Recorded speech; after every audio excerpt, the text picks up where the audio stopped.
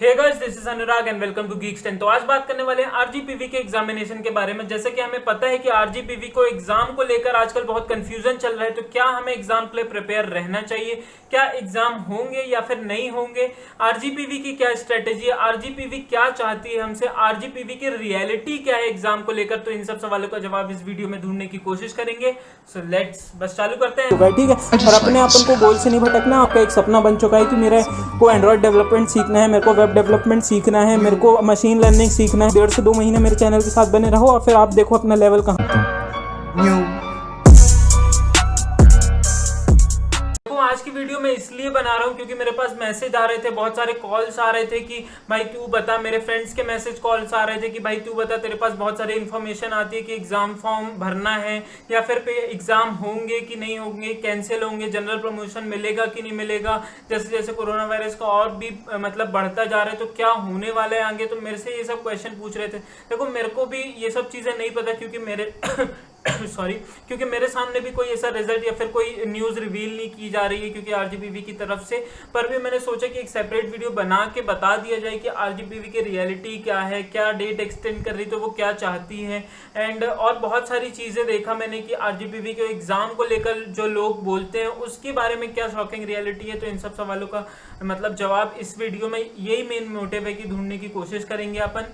सबको ये इन्फॉर्मेशन या फिर ये तो पता चल ही गया होगा कि फाइनल ईयर वालों के पेपर स्थगित कर दिए गए। जो उनकी तरफ से नोटिस आए थे कि हमने फाइनल ईयर वालों के जो पेपर जून में होने वाले थे, जो जुलाई तक चलने वाले थे, उन्होंने कैंसिल कर दिए हैं। और हाँ, अपने जो आपको पता होगा कि एग्जाम फॉर्म की डेट वो एक्सटेंड करता ही जा रहे हैं। पहले उन्होंने शायद 10 की थी, फिर 10 के बाद 20 डेट कर दी, फिर अब 30 जून डेट कर दी। तो मतलब उन लोग एक्सटेंड ही किए जा रहे हैं। तो मतलब एग्जाम फॉर्म वो आपसे फिल करवा ही के रहेंगे क्योंकि तभी वो एक्सटेंड कर रहे हैं। नहीं तो अगर आपको ये भी बोल सकते थे कि अभी एग्जाम फॉर्म क्लोज है या फिर एग्जाम फॉर्म अभी आप नहीं भर सकते या फिर एग्जाम फॉर्म के बारे में हम देखेंगे, पर उन लोग एक्सटेंड करते जा रहे हैं। तो आप समझ सकते हो कि उनकी क्या स्ट्रेटेजी हो रही है। मैं आपको समझाना नहीं भी समझाऊंगा तो भी आप समझ सकते हो कि वो क्यों आप तो इतना समझ ही सकते हो कि अगर वो एक्सटेंड कर रहे हैं तो वो आपसे एग्जाम लेके रहेंगे, चाहे वो आपसे 1 महीने बाद ले, 2 महीने बाद ले।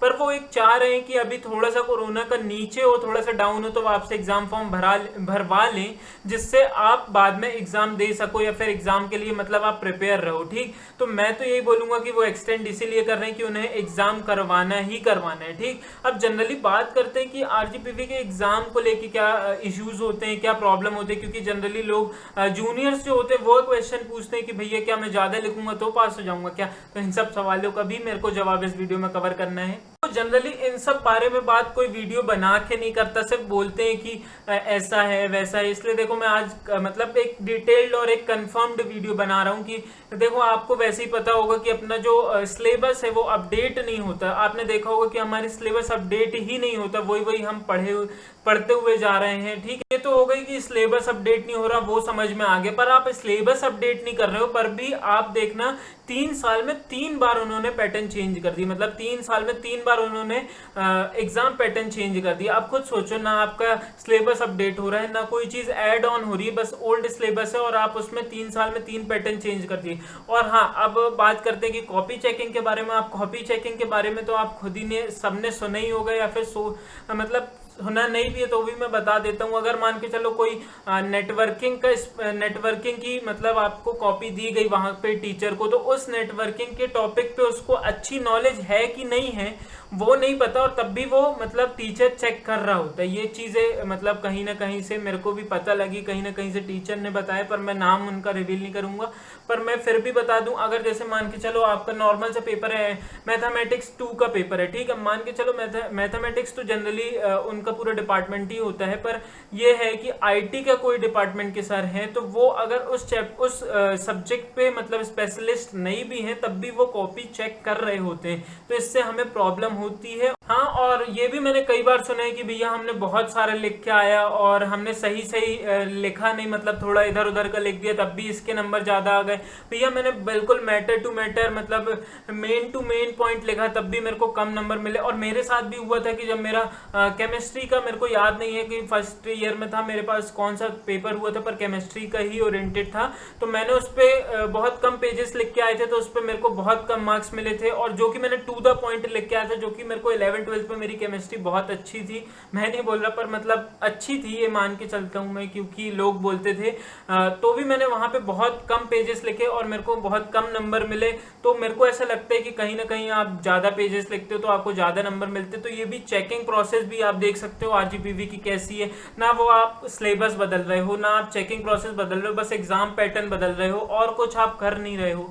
तो ये कहीं ना कहीं आरजीपीवी की प्रॉब्लम है। ये सब आप जानते हो, पर भी इसके बारे में कोई बात नहीं करता। पर जूनियर्स को ये चीज़ समझाना बहुत ज़रूरी है। ये तो जनरल बात हो गई कि एक जूनियर को मतलब ये सब चीज़ें बताना चाहिए, या फिर ये सब चीज़ें उसे पता होनी चाहिए, क्योंकि उसे 4 साल अपने सर्वाइव करना है इंजीनियरिंग में, कि वो कैसे अच्छे से मेंटेन चीज़ें कर सकते हैं। क्योंकि अगर आप कहीं पे एक्स्ट्रा चीज़ें, एक्स्ट्रा न्यू स्किल सीखने चले जाते हो तो आपका कहीं ना कहीं आरजीपीवी के एग्जाम्स वगैरह या फिर आपके कॉलेज वगैरह थोड़े डाउन होते जाते हैं, या फिर उनको कम प्रेफरेंस देते हो। तो ये सब चीज़ें आपको पता होनी चाहिए, ठीक है। अब अपन मेन ओपिनियन, मतलब मेन मेरा ओपिनियन, या फिर ये तो वीडियो का थोड़ा एक्स्ट्रा पार्ट था जो मैं बताना चाह रहा था कि ये चीज़ें होती हैं। अब अगर वीडियो के मेन पार्ट में आए कि क्या एग्जाम होंगे, तो एग्जाम का देखो, मेरे को ऐसा लगता है कि मेरा ओपिनियन ये आपका डिफरेंट हो सकता है कि एग्जाम होंगे। वो एग्जाम कैसे भी करके आपसे लेंगे, क्योंकि वो आपके डेट एक्सटेंड कर रहे हैं, तो वो आपसे एग्जाम फॉर्म भरवाने के बाद एग्जाम आपसे लेंगे।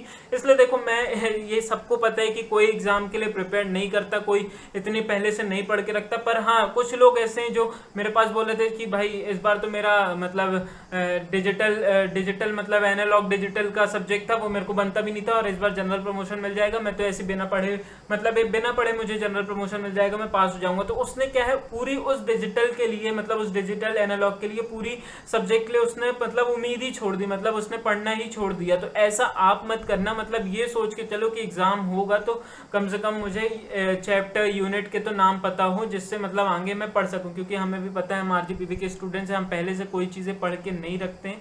बस हाँ, इतना बोलूँगा कि एग्जाम हो सकते, तो आप बिल्कुल ही मत छोड़ दो कि मेरे को इस सब्जेक्ट में जनरल प्रमोशन ही मिल जाएगा। मैं ये बोलूँगा कि आप हर चीज़ें पढ़ते रहो, या फिर हर चीज़ें देखते रहो, जिससे आप मतलब बिल्कुल ही ना बिल्कुल सपाट नहीं हो जाना। बस हाँ, तो बस यही मेरा मोटिव है कि आप ये देखो कि वो एक्सटेंड कर रहे हैं तो वो एग्ज़ाम जरूर लेंगे। इसलिए आप बिल्कुल ऐसा फ्री मत हो जाना कि एग्ज़ाम नहीं होने वाले हैं। अगर आपको मेरा ओपिनियन अच्छा लगा हो, मेरी बातें अच्छी लगी, और मैंने आरजीपीवी को लेके एक और वीडियो बनाई थी, वो आप इस आई बटन से देख सकते हैं। लेकिन अगर आपको सही पे मेरी बातें अच्छी लगी, ओपिनियन अच्छा लगा हो, तो सब्सक्राइब एंड लाइक करके जाना, और इस वीडियो को शेयर करना, जिससे आरजीपीवी के स्टूडेंट्स के मतलब जितने भी स्टूडेंट्स हैं सबके पास ये वीडियो पहुंच जाए, उन्हें रियलिटी और उन्हें पता चले कि आरजीपीवी कर क्या रहा है एग्जाम पैटर्न के साथ। क्योंकि वो फीस तो आराम से ले लेता है, पर ना कुछ चेंजेस कर रहा है, ना अपने साथ कुछ भी कर रहा है। तो ये सब प्रॉब्लम हम फेस कर, इसलिए मैं रिक्वेस्ट करूंगा कि आप इसको शेयर करो आरजीपीवी स्टूडेंट्स के साथ, कि वो समझे कि हाँ, ये चीजें आरजीपीवी कर रहा है, और हमसे एग्जाम फॉर्म तो वो भरवाते ही है और एग्जाम फीस तो लेते ही है, पर हमें उसके बदले में वो प्रोडक्टिविटी नहीं दे रहे हैं। तो बस आज की वीडियो यहीं खत्म करते हैं। And have a good day and good bye.